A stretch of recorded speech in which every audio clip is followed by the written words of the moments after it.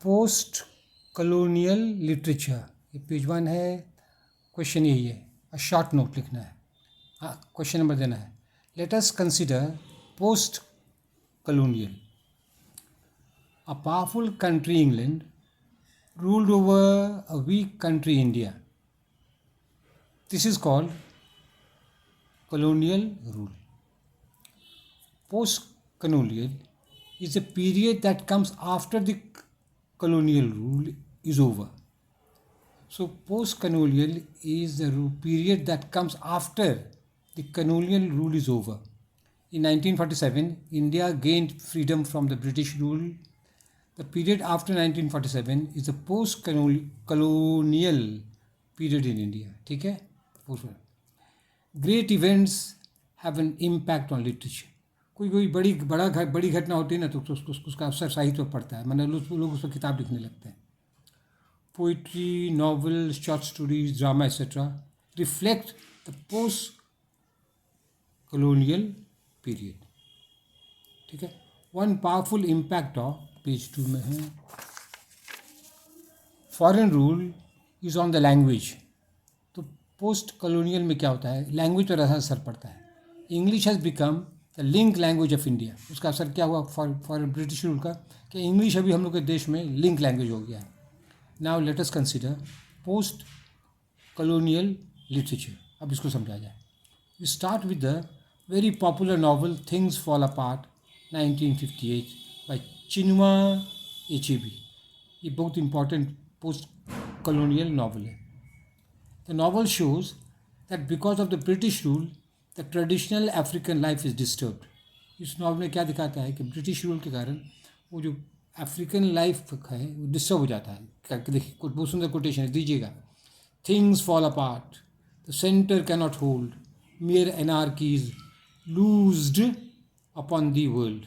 कहता है थिंग टुकड़ा टुकड़ा हो गया। फॉरेन रूल में अफ्रीका का जगह देश आदमी सब टुकड़ा टुकड़ा हो गया, फॉल अपार्ट।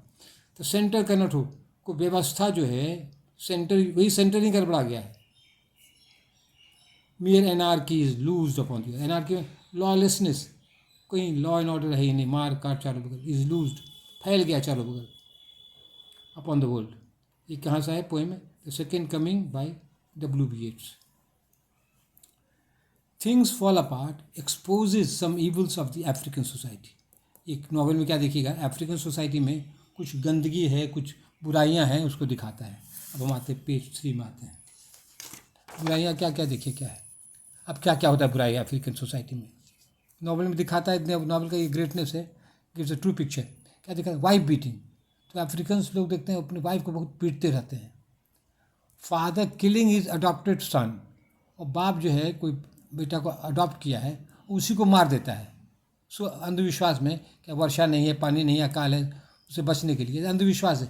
तो दिखाता है अफ्रीकन सोसाइटी में कितना कितना ब्लाइंड बिलीफ है और क्या कहते कितना बैकवर्डनेस है। बच्चे अपना बेटा को मार देता है, ये अडॉप्टेड सन को, एक्सपोजिंग ट्विंस टू डेथ। और फिर ये देखिए क्या गड़बड़ है उसमें, जो जुड़वा बच्चा होता था ना, सोचता था वो लोग पाप है, कोई भूत पिशाच जन्म ले लिया, इसीलिए उसको क्या करता था, भूखे प्यासे जंगल में छोड़ देता था, मार देता। तो इसे अफ्रीकन सोसाइटी में सब कमी है, ठीक है। तो इसको दिखाता है post colonial literature. A clear Light of day 1980 is a post colonial novel bye Anita Desai. ये भी पोस्ट कॉलोनियल है। The novel shows that because of the British rule the joint family system is disturbed in India. ये India का है, तो दिखाता है कि ब्रिटिश रूल के कारण जॉइंट फैमिली सिस्टम डिस्टर्ब हो गया। Mister and Mrs Das copy the West and develop the bad habits of drinking, playing cards and visiting clubs। तो ब्रिटिश रूल का क्या खराब असर हुआ, तो ये लोग ड्रिंक करने लगते हैं, कार्ड्स खेलते हैं, क्लब जाने लगते हैं, और बच्चों को बहुत नुकसान होता है। The British policy of divide and rule had bad effect on, अब पेज 4 में आ रहे हैं,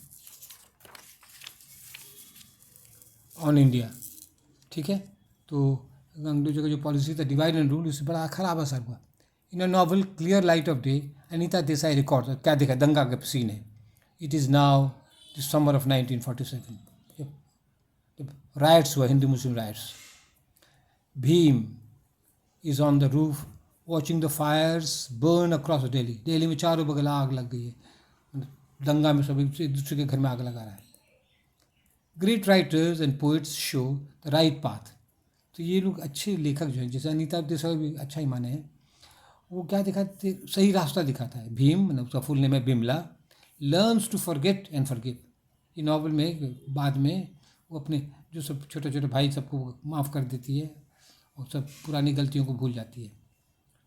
for peace of mind she takes the shelter of her own religion. और शांति के लिए क्या करती है, अपने धर्म में कीर्तन भजन में लग जाती है, अपने धर्म में जाती है। Edward said is considered the father of post colonialism. ये फादर कहा जाता है post colonialism. He started all this. In his book orientalism he shows the greatness of the east. इस किताब में वो दिखाता है ईस्ट जो है कम नहीं है। लोग वेस्ट को नीचा दिखाते हैं, वेस्ट लोग फॉरेन रूल्स, लेकिन हम ये राइटर जो है सेड ईस्ट को ग्रेट दिखाता है। सो western countries give a bad picture of, page 5 में आ रहा है,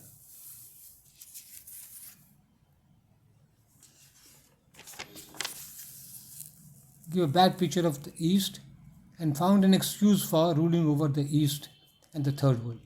तो कुछ वेस्टर्न कंट्री का तो ये लोग पिछड़ा हुआ है, एकदम जानवर है, इसको शिक्षा देना बहुत ज़रूरी है, और इसी बहाने वो लोग यहाँ पर शासन करने लगते हैं। ठीक है, एंड फाउंड एन एक्सक्यूज, बहाना, of ruling over the east and the third world. Third world means the backward Nations of the world, third world कहते हैं।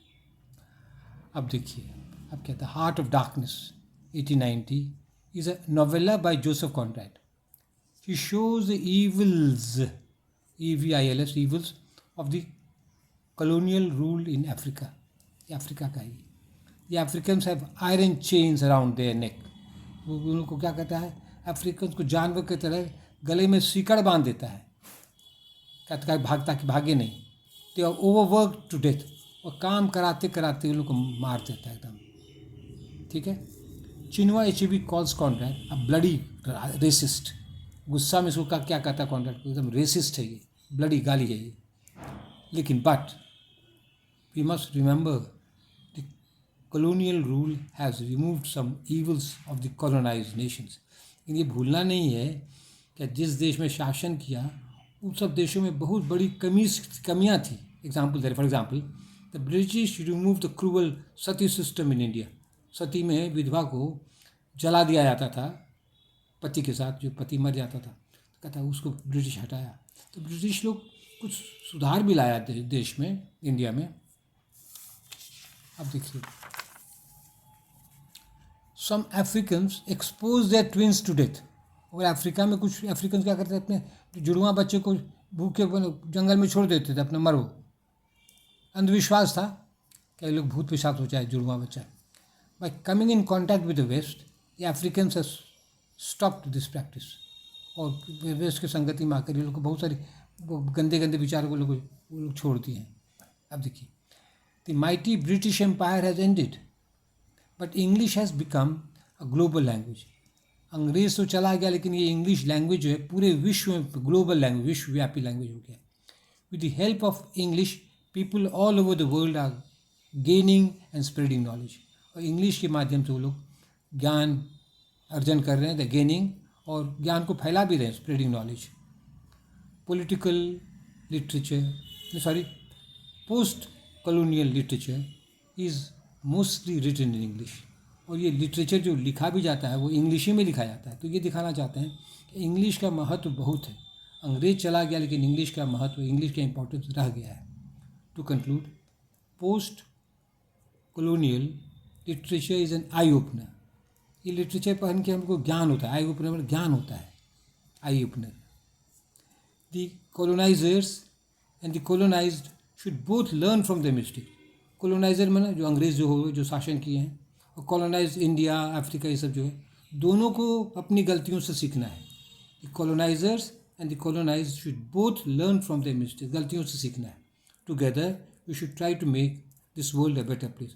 और हम दोनों मिल के, हम लोग को चाहिए कि दुनिया को और दुनिया को अच्छा बनाए। ठीक है, दैट्स ऑल, थैंक यू।